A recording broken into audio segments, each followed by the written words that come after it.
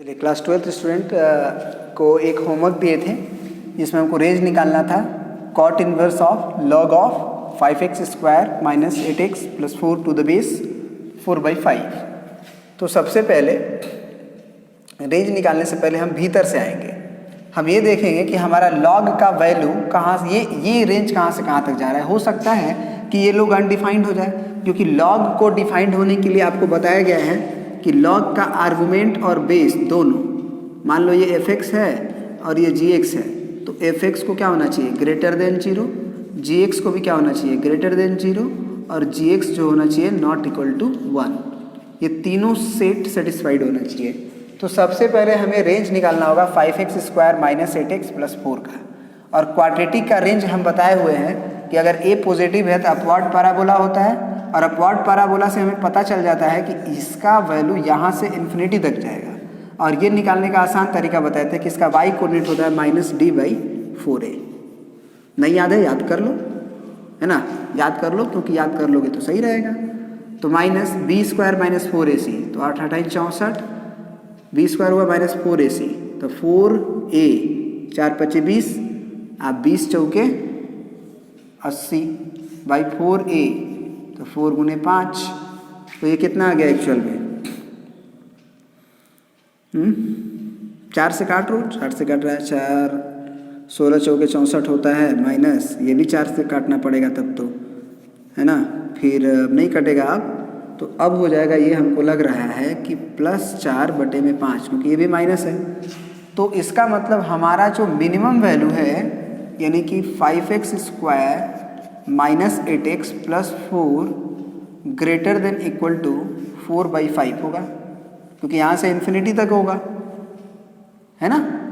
अब सोचो, अब ये सोचो कि इसका वैल्यू तुम्हें पता चल गया कि वो 4/5 से ग्रेटर है ना, इन्फिनिटी तक है।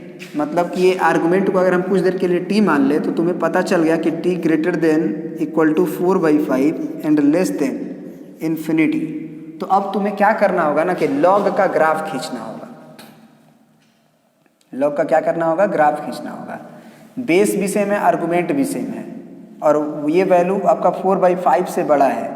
तो तुम ये सोचो पहले कि log 4/5 का जो ग्राफ होता है वो कैसा होता है।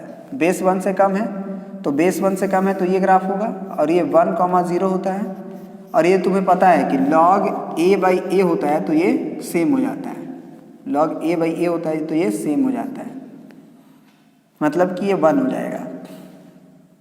तो ये 4/5 है, ये 1 कब होगा, तो log 1 तो 0 है, तो 1 कहाँ होगा, यहाँ होगा y का वैल्यू, यानी कि 4/5। तुम देख भी रहे हो कि अगर x का ये भी 4/5 से तो अधिक ही है ना, तो x का वैल्यू यदि आर्गुमेंट का वैल्यू हम 4/5 से अधिक डाल रहे हैं, ये तो बात पता चल गया कि ये जो t है अगर t माने हुए हो तो log ऑफ t लिखा हुआ है और बेस 4/5 है, तो ये जो t है तुम्हारा हमेशा t जो है वो 4/5 से इन्फिनिटी है। तो इस t को कोई दिक्कत नहीं है, भी नहीं है, क्योंकि ये पॉजिटिव होगा चलेगा। लेकिन अगर t का वैल्यू 4/5 से बड़ा है तो तुम्हें कौन सा पार्ट हटाना होगा, t का, मतलब log ये t का ग्राफ है, log ऑफ t का ग्राफ है जिसका बेस 4/5 है, तो तुम्हें ग्राफ ये पोर्शन को काट के हटाना पड़ेगा, ये यहाँ के पहले वाला ग्राफ हटाना पड़ेगा, क्योंकि तुम इसमें इसका वैल्यू 4/5 से कम हो नहीं सकता है, क्योंकि इसका मिनिमम वैल्यू 4/5 है, देखे हो। तो अब ये पता चल गया कि ये जो log ऑफ t है वो ये होगा पूरा, ठीक है। तो ये हमें कैसे पता चलेगा कि फिर इस log का वैल्यू कहाँ से कहाँ तक चलेगा, तो ये log ऑफ t का ग्राफ है, तो log ऑफ t में y का वैल्यू देख लो, तो -इन्फिनिटी से यहाँ तक, और log 4/5 और ये भी 4/5 पे 1 हो जाएगा।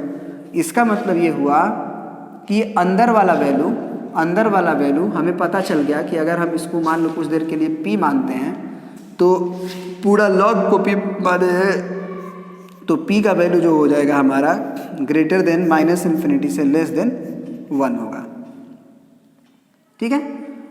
अब यहाँ पे समझने वाली बात है कि कॉट इनवर्स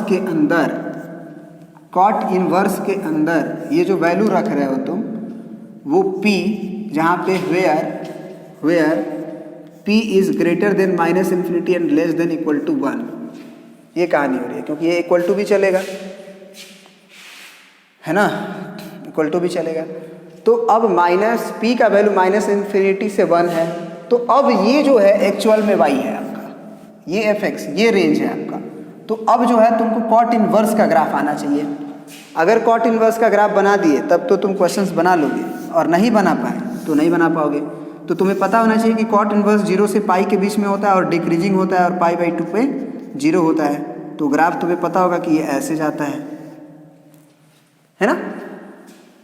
अब लॉग ऑफ p का graph, sorry cot inverse of p का ग्राफ खींचे हो, जैसे कॉट इनवर्स ऑफ x का खींचते थे तो ये x एक्सिस कहलाता था, लेकिन अब p का खींचे हो तो अब ये p एक्सिस कहलाएगा। और ये y तो अभी भी है, तो y अभी भी कहलाएगा क्योंकि y बराबर fx है ना। तो अब ये y बराबर कॉट इनवर्स ऑफ p है।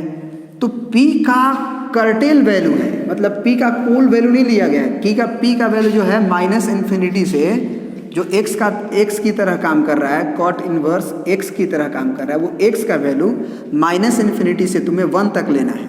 तो 1 तो यहाँ कहीं होगा क्योंकि x बराबर 0 यहाँ होता है y एक्सिस पे, तो ये x बराबर 1 हुआ तुम्हारा।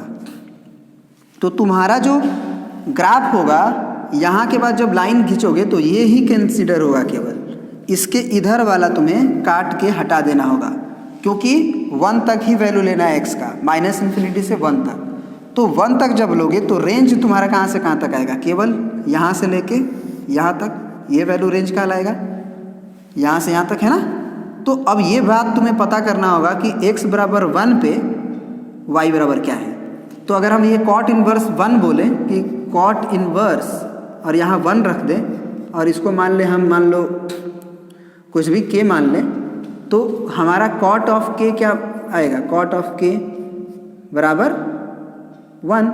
अब कॉट कितना डिग्री बराबर 1 होता है, कॉट कितना डिग्री बराबर 1 होता है, तो कॉट 45 डिग्री बराबर 1 होता है। तो निश्चित रूप से यहाँ पे जो y का वैल्यू आएगा वो पाई बाई 4 आएगा, और वैसे भी y का वैल्यू पे ही पाई बाई 2 पाई बाई 4 आ रहा है।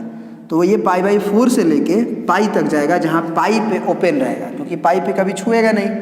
तो इस प्रकार से हमें पता चल गया कि यहाँ पे जो y का वैल्यू है, मतलब कॉट इनवर्स ऑफ p का वैल्यू है, वो ग्रेटर देन पाई बाई 4 और इक्वल टू भी चलेगा और लेस देन पाई रहेगा, पाई पे क्लोज नहीं रहेगा। तो यही तो कॉट इनवर्स एक्चुअल में p था। तो range of function of x यानी कैपिटल R, यहाँ पे ऐसे लिखो, नीचे रेंज बिलोंग्स टू लिख दोगे पाई बाई 4 क्लोज से पाई ओपन।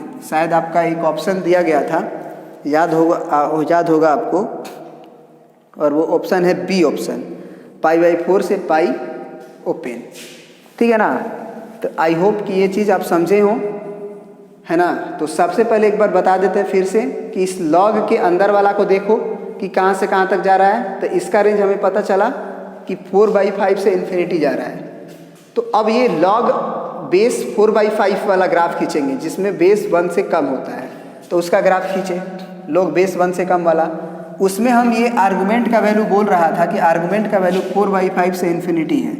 तो हम आर्गुमेंट का वैल्यू x का वैल्यू ये 1 अगर है, 1 पे 0 मिलता है, तो 4/5 पहले होगा, तो 4/5 से इन्फिनिटी तक लिए, ये ग्राफ को हम कंसीडर नहीं किए, काट के हटा दिए। तो अब हमें पता चला कि ये वाला वैल्यू, ये पूरा का वैल्यू जो है हमारा कहाँ से कहाँ तक जा रहा है, तो माइनस इन्फिनिटी से लेके 1 तक, ये पता चला। फिर कॉट इनवर्स का ग्राफ खींचे और उसमें हम x का जो ये p का वैल्यू जो माने थे, ये p माने थे, इसका वैल्यू माइनस इन्फिनिटी से 1 पे देखे, तो माइनस इन्फिनिटी से x का वैल्यू 1 तक देखे, जो कि p का काम कर रहा है यहाँ पे x वाला। तो 1 तक में जब देखे तो हमें पता चला कि इधर वाला ग्राफ अब हटाना होगा, क्योंकि हम x 1 से अधिक नहीं ले सकते हैं। तो फिर यहाँ से रेंज देखे कि यहाँ से y का वैल्यू भैया यहाँ से यहाँ तक है, तो पाई बाई 4 से पाई हो गया। आई होप कि आप ये समझ गए होंगे। नहीं समझे तो कमेंट में बताइए कि क्या दिक्कत हो रहा है। दिक्कत हो रहा होगा ग्राफ्स में, लॉग का ग्राफ आपको नहीं आ रहा होगा इस वजह से, ठीक है। चलिए अब आते हैं, अगला भी कुछ क्वेश्चंस दिए थे उसको देख लेते हैं आपका। चलिए ये सब क्वेश्चंस जो है हम लोग अगले वीडियोस में लेंगे। अभी 3 और क्वेश्चंस दिए थे इसमें, वो वाला भी